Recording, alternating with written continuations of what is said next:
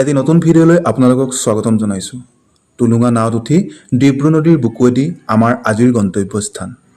আমাৰ বিদ্যালয়ৰ কিছুসংখ্যক সহকৰ্মী আহিছোঁ কৰ্মজীৱনৰ ব্যস্ততাৰ পৰা আঁতৰি প্ৰকৃতিৰ নৈসৰ্গিক সৌন্দৰ্যৰ মাজত বিলীন হ'বলৈ। ল'ৰালিৰ স্মৃতি সজীৱ কৰি তুলিবলৈ ময়ো হাতত বঠা তুলি ল'লোঁ। ল'ৰালিত ঘৰৰ কাষতে থকা বিলত সমনীয়াৰ সৈতে এই টুলুঙা নাৱতে উঠি মাছ ধৰিছিলোঁ, সাঁতুৰিছিলোঁ আৰু কিমান যে ফূৰ্তি কৰিছোঁ।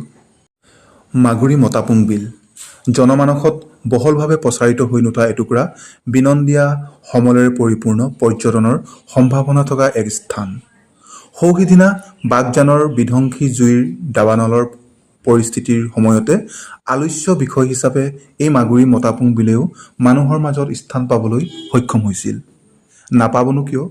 মানুহৰ মানসিক অৱসাদ খন্তেক সময়ৰ কাৰণে বহু দূৰত ৰাখিব পৰাকৈ নান্দনিক সকলো প্ৰকৃতিৰ সৌন্দৰ্য ইয়াত যে বিদ্যমান। বনৰীয়া পক্ষীৰ কলকলনি, জলদলিচাত ৰঙা ভেটফুলৰ হেন্দোলনি, মাছমৰীয়াৰ মুখৰ হাঁহি, নাৱৰীয়াৰ মুখৰ সেই চিনাকি নামবিলাক সঁচাকৈ। মাগুৰী মতাপুং বিলৰ ইতিহাস বুলি ক'বলৈ গ'লে মাগুৰী আৰু মতাপুং দুখন বিল লগ হৈ নাম লৈছে মাগুৰী মতাপুং বিল। এই বিলৰ কাষেদিয়ে বৈ গৈছে ডিব্ৰু নদী আৰু এই ডিব্ৰু নদীয়ে গৈ বৰলুইতত বিলীন হৈছে। ইয়াৰ অৱস্থিতি বুলি ক'বলৈ গ'লে তিনিচুকীয়াৰ পৰা উত্তৰ দিশে আহি বাইপাছ পাৰ হৈ প্ৰায় 13 কিলোমিটাৰমান আহি ঠাইখিনি পাব।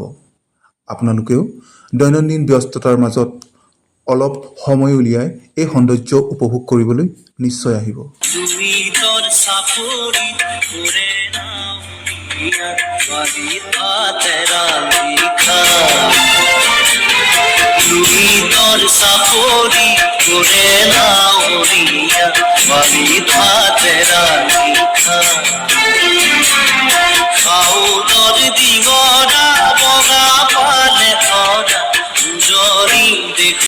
মাগুৰী মতাপুং বিলৰ পৰা পুনৰ আমাৰ যাত্ৰা আৰম্ভ।